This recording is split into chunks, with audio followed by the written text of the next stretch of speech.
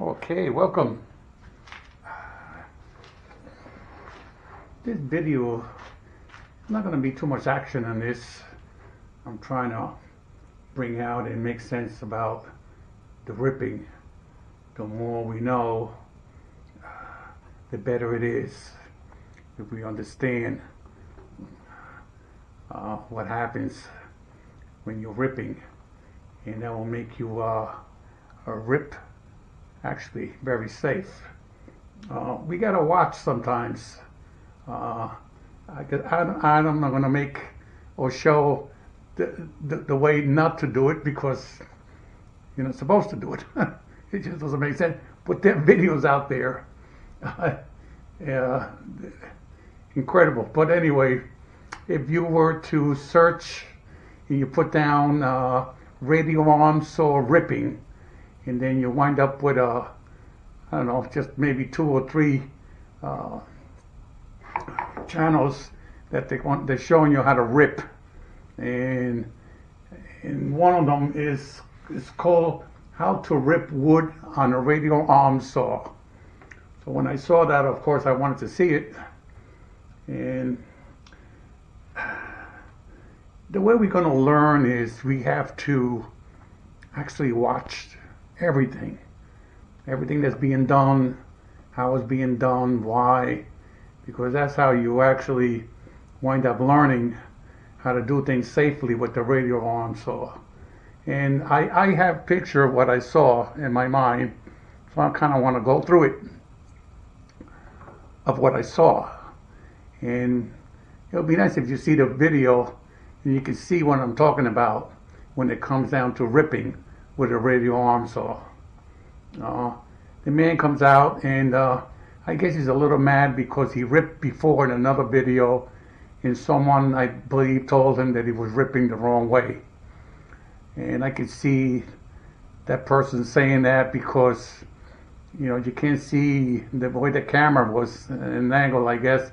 You can't really see the teeth on the blade, which way it's going. And also he's missing the anti-kick claw in the back. Is not on the machine, so it's kind of tough to know which way he was pointing for a beginner or someone that kind of wants to learn how to rip. I can see that. So first thing I do is I pause the video and I look around. And before I even start, what did I see? I see, first of all, I see a wrong blade for me. This is my opinion. You got the wrong blade for ripping. Of course, the fence is nailed down. It's one of those where the fence is nailed down to the top. The RAS, the radial arm saw, is into the workbench. It's one of those setups where you can tell that the table is not going to be calibrated right. Whatever, you kind of know that going through this little series that I'm doing of how important the table is. So he's got that. I see a bungee cord on his head. Just what I noticed. I mean, it's no big deal that he's got a bungee cord. It makes the head go back. So that's fine. But this is the things that I see. And of course, he's going to rip, but yet the anti-kick claw is missing. Okay, so that's kind of funny. You know, that he wants to rip, but yet the most important thing to have there to be safe is not there, or he doesn't have it. Actually, he took it off because I don't think he does any ripping at all. I mean, that's the only reason I can give that you take this off, is because it's in your way. You only do cross-cutting, so then why have this? So it's not there. This is not there. This is what I know. So I start the video, of course, after the pause. I notice all of that. I kind of know what's coming, in a way. So he comes back, and he's got his earmuffs on, which I hate the earmuffs. Then he's got his gloves, and then he needs a push stick, the deadly push stick, which eventually I'm going to talk about the push stick, maybe in the next one when we do the ripping thing.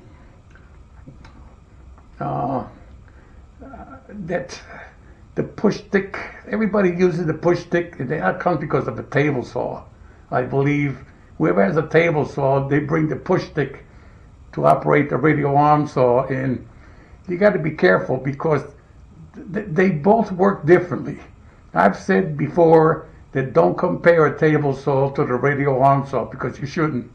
They work differently. So what else did I see there? So first he goes and he shows the ripping. He rips on one side. He shows that he's ripping. He's holding it down. You can tell he's got the gloves on. The gloves tells me a lot. Looks like he has had a kickback before. The way he holds the board is like he wants to fight. If there's ever a kickback, he's going to fight it right from the beginning. Because you could do that. You know, if it kicks back and you're really holding it tight, you can hold that kickback. You know, the problem is that when it's kicked back and it has the momentum, that the more momentum it has, the dangerous it gets. That's when it really throws the board around. But anyway, he goes through that cut. At the end, of course, at one of the critical points of ripping, he lets go, and the pressure that you need against the fence and down, and then he uses the stick to push a little bit past the blade. And I noticed that when he was feeding, the piece was falling away from the fence, so now he's crooked. And if you notice on the video, at the end he goes and he brings it in. So he pinches the kerf a little bit to bring in the board because it went away from the fence while he was ripping. Anyway, that's his rip. Now, the part that I'm bringing this video up is because now he's going to show what happens when you rip the wrong way. And I'm saying, uh-oh, this is a good one because I kind of know what's going to happen. I mean, I've never done it, but common sense tells you what's going to happen. And the things that he says is kind of crazy because I'm listening to him. And now he goes for the wrong way. This is some of the words he said before he starts. You got to be careful because it could suck you in. Let me see. Let me bring this over. He has it this way. And he says that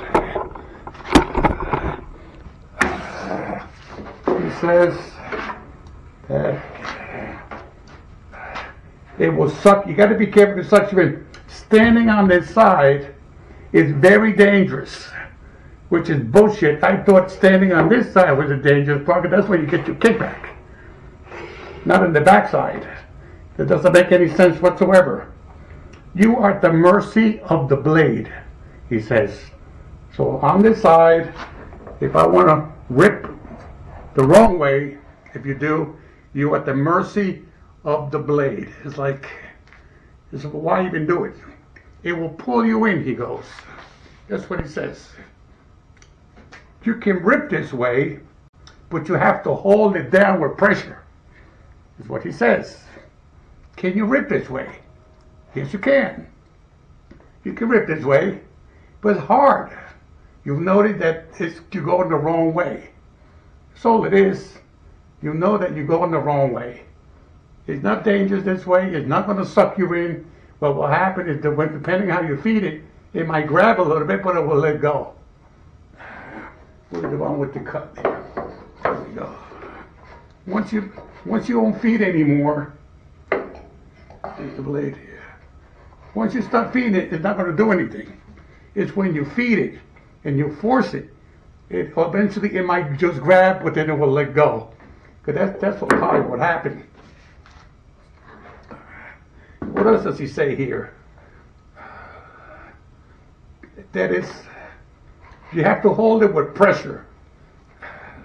So, and here he goes, and he starts ripping, and you can tell that he's forcing it in, just like I said, that's what will happen. But this thing here he has down, where he's having problems getting the board through here. He's got this guard down, so he's having problems. And you can hear it, like he said, you can hear you going the wrong way, and of course, it's got a weird sound because it's going backwards. You are really forcing the wood into the blade. But then he can't pass over here, and what he does is, after he says all of that about holding it down, sucking you in, this and that, he lets go of the board. That's the weirdest part. He lets go of the board, and then he comes over here and he holds it with one finger, and he has to bring this up because he wants to continue. So all that he said about holding it back, sucking you in, all of that, it went right out the window. It just didn't make any sense at all, what he just said, by just letting the board go. So, just to show you that what people say is not true about feeding the wrong way when you're ripping. It's not really what happens. And what he really showed is what really happens. It's just tough to feed. Yes, you can see that. It's got a weird sound because you're going backwards. The blade is cutting backwards. Sometimes it grabs for a little ways, but then it will stop because it has nothing else to grab. You have to feed it. Now,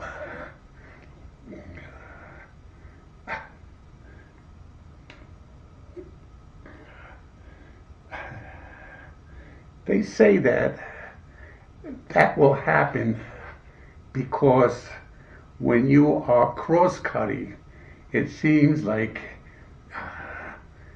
when you cross-cut, you are going this way with the cross-cutting. But there's a problem there because the blade is the one moving when you cross-cut. The board is not moving. It's different. There's a different action on that. Your blade is on bearings and is very light.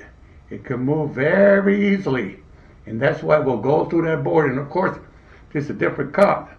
This is a cross cut. It's going against the grain, the fibers. It's got more of a grab than the ripping. Here you're going with the fibers, more of a ripping action.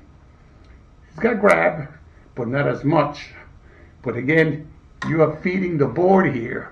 With the cross-cutting, the machine is coming at you. Now, I thought about it a little bit, and actually, what will happen if the table were rollers? Let's say this table had rollers, rollers. My table will have rollers. Instead of a table, it will be rollers. A bunch of rollers to go across. Make it easy for this board to glide. Now, what would happen if I ripped the back way? I wonder myself. I believe you get a different action with that because now that board can really move. If this blade grabs a little bit, it could really grab it much easier. It has that momentum with the rollers underneath. I'm thinking, it's a good one. I'm just thinking about that. But I guess once the momentum stops, it won't go. Would it grab and just take off? It might, but it's not gonna. Depending on how long the board is, it's not gonna rip that board. It's gonna get tangled up. It's gonna grab. You're gonna bind the blade. Something's gonna happen. It's not gonna grab that and throw it like a kickback would. That's a different story because the cut is already made. Here, the cut has not been made. So you're going backwards. Just a thought. So now you see what happens when you feed backwards. It's really tough to feed that way. You'll realize right away that you're going the wrong way. Now, with that said, it is weird because, let me bring you back a little bit. Let's finish this video. There is another video, when you Google that, there's not many there for ripping, I tell you. I was shocked. I guess a lot of people don't like to rip, and I can see why. First of all, this one is, there's no way to rip that way. That's very unsafe. That video, very from the beginning, without, it's crazy. The next one is, what was that one? I mean, that one was a 5-minute video for you to watch to see the difference, what really happens when you feed from the back, because that's actually what happens. Even though he says everything different from what it was going to occur, it did not happen. It's strange. It's like, it's kind of funny. But the other one is, it's a Delta, and that one is, it says how to not rip, how to rip. So I'm saying, wow, he's another one that's going to kind of rip the wrong way, I guess. And he's got a Delta machine, big, much bigger. Looks like maybe a 3 horsepower. It's big, nice, and so when I'm looking at it, of course, I could see that the fence was way back. The blade was over the fence, number one, and of course, the anti-kick claw is missing. And here he's wants to rip, but the most important thing for him to have in that machine is missing. He did mention it, that it was missing, that it's somewhere, he's got to find it, and I'm saying that why show the video without it? Why don't you go and look for it? Anyway, so I'm looking at the setup, and of course he's got a table. At least that one is not on the bench. So that machine was okay, except of course he's got the edges there like a frame, so you can tell it's a pretty machine. It's a pretty boy. It doesn't do much work. You can tell that it only has one cut with the cross-cutting. I don't see anything else, any other cuts. So he shows the wrong way, first of all. Now I was shocked that he was going to show that. But here he goes. I believe it was a video, another video that he had, and he stuck it into this one. But then he feeds it, and guess what happens? It just, the board just takes off. Just like everybody will say that will happen if you feed that way. Just like the other guy. He said that if you do that, it's going to grab and it's going to just throw the board. So when he did that, and you can tell that it really grabbed. And I'm saying to myself, wow, what happened there? Hold a minute. That was not supposed to happen. And he didn't finish the cut. Okay, you can tell that something was happening. He actually went over and he picked it up. He picked up the board a little bit, which I was wondering why he did that while he was ripping. So he went just a little ways, but it really took the board in. If we would have let that go, that machine would have taken that board, and who knows what would have happened, because he had a long board, kind of long, and that machine had power. I mean, that looked like it had at least 3 horsepower. It was a nice Delta machine. So then I keep watching the machine and trying to kind of make sense of what happened here. Why all of a sudden that cut happened that way? Well, if you keep watching the machine, the cut that he made with it, eventually he made a rip cut the other way, the right way. And I forgot to say that that he wants to explain about the ripping, but he wanted to show a little bit of physics. I'm saying this is going to be a good one. He's got the wrong blade, of course. He's got you get the wrong blade for the ripping. What happened was that he never ripped at all. He did not rip the board. He made a very deep, a dado cut. That's what he made. His blade was not all the way down to the table because he didn't want to mark up the table.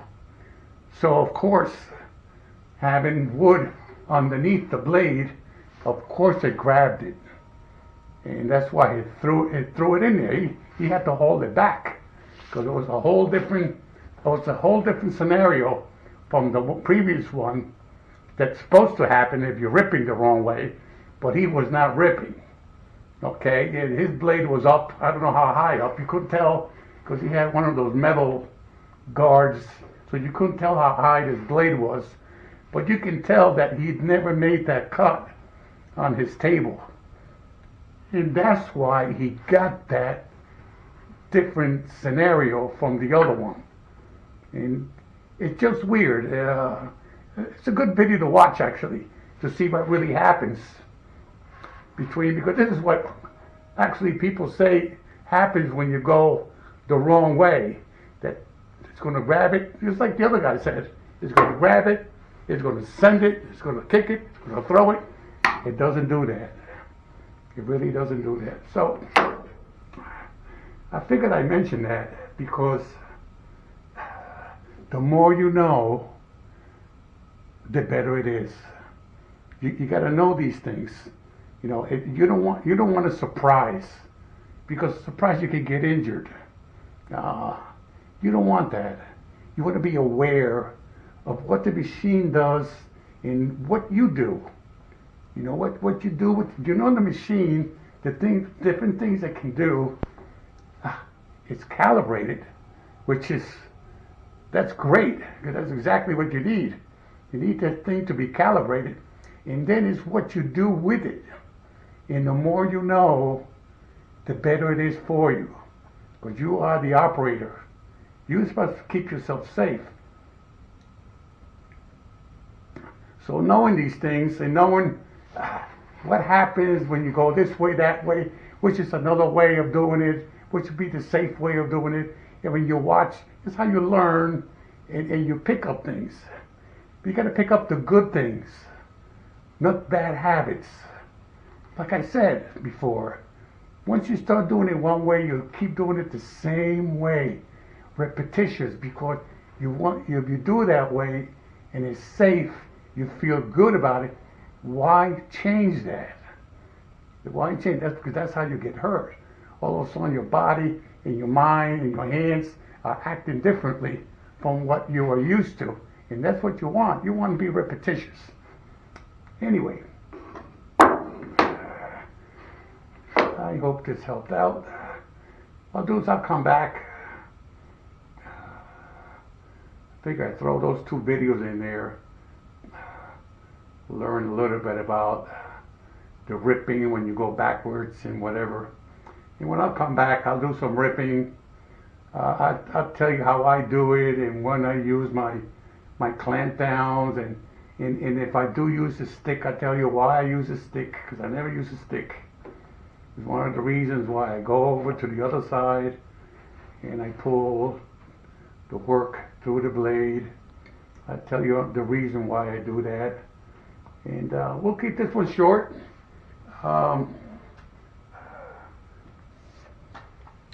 The battery, yep, is right already. And I'll come back, we'll do some ripping, and then we start bringing out the accessories. Finally, the things that I got with this machine and the different things that I do with it. And that will be fun. It's getting cold in here. And thanks for watching.